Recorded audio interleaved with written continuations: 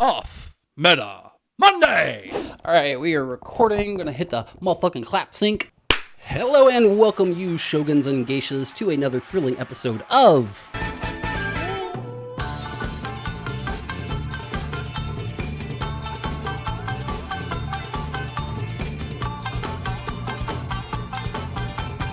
where we're going to be talking about the red-green legend himself, Kouzuki Oden from EB01. Now, this is a leader that is very near and dear to my heart, as he's one of the very first leaders that I ever played in this game on the sim when I was but a wee One Piece lad learning how to play the game. And he's definitely one that's sort of ebbed and flowed over time ever since his initial release back in Extra Booster 1. Mainly because, you know, he's sort of got a sort of an evergreen ability, I think. He's one that can always sort of pop up and top an event randomly. As we've gotten more and more Land of Wano cards, more cards that fit that 5-cost threshold that he's looking for, the deck has sort of changed a lot, and we can do a lot more fun and creative things with it. So, without further ado, let's get into the deck list. Okay, so getting into the deck list, I want to start off by talking about our leader, Kouzuki Oden. He's a 5k leader with 4 life. Says according to the rules, your character cards with the type Land of Wano without a counter have 1,000 counter. So every card that we have in the deck is going to be actionable. We don't have any bricks for the most part, barring a couple of cards that we'll get to here in a second. But Don 1, when attacking, if you have a cost 5 or greater Land of Wano character in play, this leader gets 1,000 power until the start of your next turn. So he is functionally a 6k leader and has 4 life, but you know, being able to get that 5-cost character established is going to be the hard part. So let's get into the list and see how we are going to make that happen. So starting off with our searchers, we've got the traditional Land of Wano package of 4 Otama, just a solid 2k that's going to be able to look at the top 5 and grab us a green Land of Wano card. Kind of narrow in our green-red deck. We do have some red Wano cards that we're going to want to grab, but for the most part, it does search out a large portion of our deck. Other than that, we've got 4 Kouzuki Momonosuke.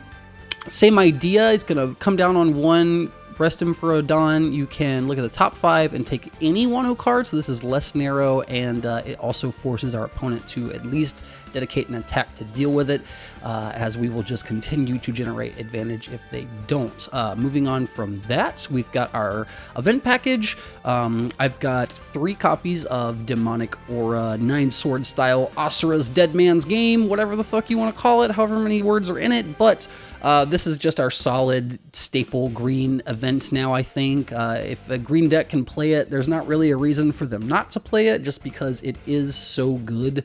Being able to rest 2 of anything is extremely clutch. But for those who don't know what it does, pay a Don. You can rest 3 of your Don on main to rest up to 2 of your opponent's character or Don cards. So rest a blocker, rest a Don that they're going to use to dedicate to an event, anything like that. It's going to be super swingy to help you win the game. And otherwise, it's just a 3,000 power counter for your leader.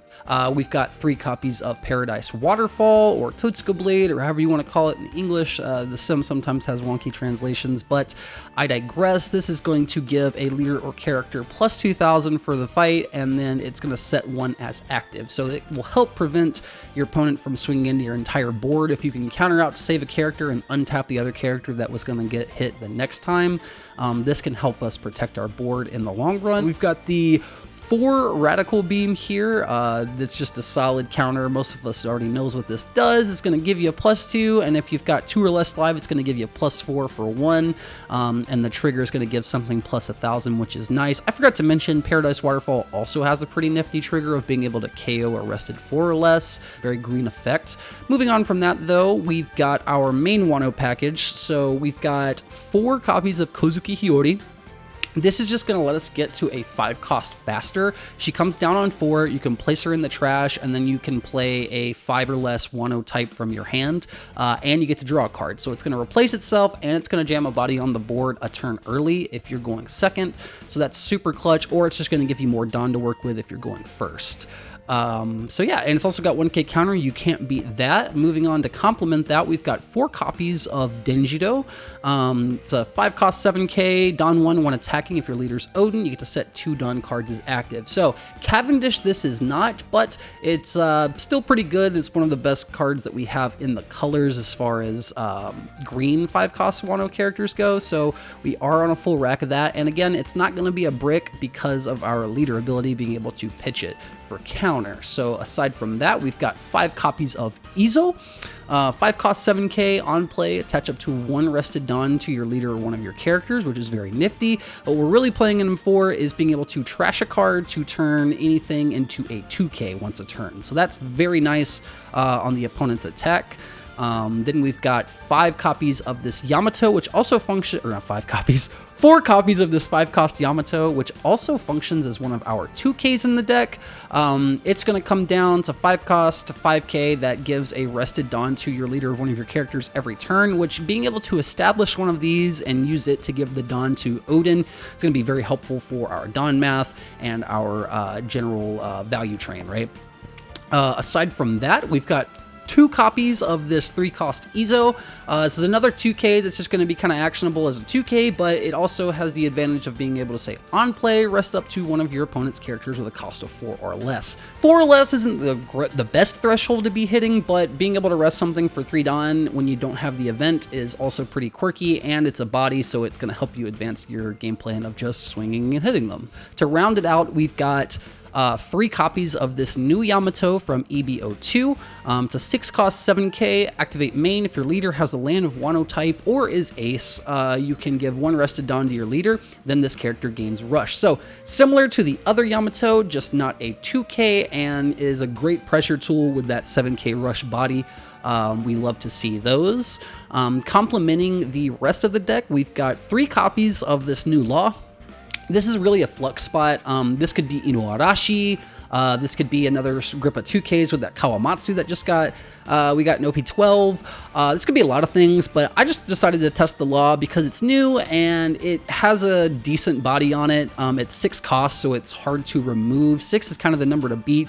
Your emus and stuff can't really hit 6 cost super well. Most of them are hitting 5 and below, so this is going to be a solid card for a really long time, especially with the new leaders from OP14. I don't necessarily love it in this deck, but it's just a solid body that I felt like running. To complement that, on the top end, we've got 2 copies of Dragon, just another rush body that's going to attach some rested Don to things, which is going to help us keep our leader ability activated when we swing. And then we've got the 3 copies of Newgate. This is here to come down to make our leader super big, which is a lot less of a novelty than it used to be. You know, back in the days of like RP Luffy's dominance, where you could just slam this down and make your 6k leader and 8k going into that turn. Not as effective anymore when you've got 7k leaders running around, but still a solid body to come down, and it can definitely do some removal as well if need be. And then lastly, we've got 3 copies of this new Jewelry Bonnie. It's a 7 cost 7k body that says up to one of your opponent's rested characters will not become active during your opponent's next refresh phase. And then at the end of your turn, you can set up to one of your Don cards as active. This is just here to give us an extra layer of event package. That way we have that active Don. We have all of our events are actionable on 1. So it keeps us alive that way and complements our event package. And then there's also just another 7k body. It's very helpful in this meta. I don't love this card. Again, this is also another card that I think is totally a flux spot. You definitely don't want to be playing a lot of non-archetype card. That's why we kept it down to, let's see, 3, 5, 8, 11 cards. You could probably bump one of these off, maybe get rid of one of these laws in exchange for a 3rd copy of Izo or something, but that is the list. Let's get into the games and see how our boy Oden is faring in this PRB 2 meta going into OP13.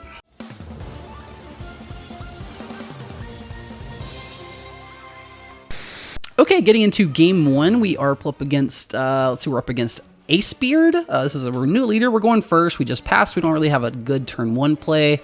They're going to drop the Perona into a Vista after stacking the top of their deck.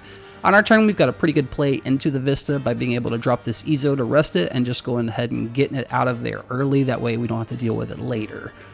On his turn, he's going to play pretty well on curve here and drop the Marco, and then just try to get in for 5, which I believe we're just going to counter out with our Yamato here. We don't really need that super much right now. Just going to try to keep the board getting built. Get in for 5, see if he takes it. He chooses to block with the Marco. That was really just a test to see if he was willing to take the life or if he was going to block. So we're just going to go ahead and drop the Denzudo on 5. That way he's up for later. He's going to drop another Marco, walling up with the blockers, going in for 7. We take this one for the card advantage. Back on our turn, we hit the Momo, so we can get some more card advantage rolling here. We've got a pretty crazy sequence of plays here. We'll go Momo into the Yamato. We'll throw a Dawn on Denjido, swing, get the 2 untapped on. Then we are going to, he's going to block for the card advantage, whatever. We're going to play the Hiyori down on 4, pitch, play the Yamato, draw the card, throw a Dawn on with the Yamato ability. We've got 2 up, swing in for 7, get the buff from our leader ability, and we've got a Dawn up for an event if we want to play it. That's the kind of stuff that the Hiyori is able to let you do, and I think she's a super sick card. On his turn, he's just going to wall up with some more blockers, playing the Vista down again and the 3-cost Marco. He's going to throw a bunch of Dawn on and try to get in for some damage, I believe, here. Cracking the event, grabbing an I Am Whitebeard. That will come up to bite us later, I'm sure. Swinging in for 8. This is a pretty easy counter for us, so we will just... I think we just take it here, actually, if I remember correctly. I'm debating on using the counter, but yeah, we just take it, get the Hiyori off life. Back on our turn, we can crack the Momo again to see what else we can get off of it. Grabbing a 2K to help us later. Debated on dropping the dragon now, but we're going to go ahead and pop Yamato first, then drop the dragon, so that way we can give both of our Dawn to our leader, and then be able to swing with Denjido to untap the 2 to help us with our events coming up. Get in for 9. Let's see, he blocked the first one, he takes the 9 hit, cracks his event to draw a card, and we're going to get in for 8. He takes that one too. So we got him down to 2. We're in a pretty decent spot, but he does have that I Am Whitebeard. Let's see if he ends up cracking it. He is going to crack it into the AceBeard, which presents us a pretty good opportunity to try and stabilize a little bit before the damage starts coming in, because we're not going to be attacking with our board going in this turn. That AceBeard says that we've got to pitch 2 cards from our hand if we want to swing with our character, so definitely not swinging characters. My oven's preheated. Let's see here. Back on our turn, he's gonna play the Momo that we just drew. He got rid of it finally, but we got another one, so he's back. Off of this, I think we take the Hiyori is going to be the best play. The Yamato seems very tempting here, but the Hiyori for the extra counter is going to be important, I think. We're going to drop the Izo to get the Dawn attached, swing it in for 8 with our buff activated. Blocks with the Vista, we'll just pass it off. No sense in pushing anything else here. He's got a lot of cards in hand. He's going to activate that leader ability, put the Whitebeard on top. I think that's the double attacking Whitebeard, and he's going to crack the event. That's the one that plays it off the top and gives it rush, which is going to be dirty for us. He drops the Whitey Bay to buff himself, revealing 2 cards. So we got a lot of damage coming in this turn, but let's see how he decides to throw it at us. They're swinging the Marco for 6. This will just pitch the Hiyori to, no big deal. Swinging leader for 7. This is just a 2K counter for us, so we'll just trash the Otama, I think. Yeah, just trash the Otama. He's got 2 Whitebeards coming. He's got the 10K Whitebeard. This one's a little bit more of a difficult counter out for us. It's got double attack, so this is the one we really need to get rid of. So we'll activate Izo to shrink it to an 8, and then pop the Rad Beam to give us up to 10. Which will protect us, and I pissed him off. I think he said, you know what, you got it. You got all the counter in the world. You can go ahead and have it. Looking at his hand, he's got plenty of 2Ks. He's got another 9-beard and the event. So like, he totally had this game. I'm gonna chalk this one up to an L, and we'll move on to the next game. Okay, so getting into game 2, we are up against Blue-Black Usopp, going first yet again. Pretty solid opening hand. We're going to start by dropping the Momo. He's going to respond with the turn 1 stage, which is pretty good. No follow-up, though, so we are in good waters there. Get another Momo. Going to crack both of them. This first one's grabbing Hiyori. Second one's grabbing Izo. We're going to get in for 5. Nice little bit of hand cultivating here in the early game. and them not hitting a turn 1 searcher is also pretty good for us. On their turn, they're going to throw in 5 at us. I think we can counter out of this, but we just take it anyway. Might as well. In a pretty good spot. We want to kind of keep hand parity. He's going to drop the Zoro to rest the stage and pop one of our Momos. Back on our turn, we're going to drop the Hiyori into Izo to get the Don onto our leader, crack one of these Momos, grab the 2k Yamato, and go ahead and swing in for 7, getting our buff.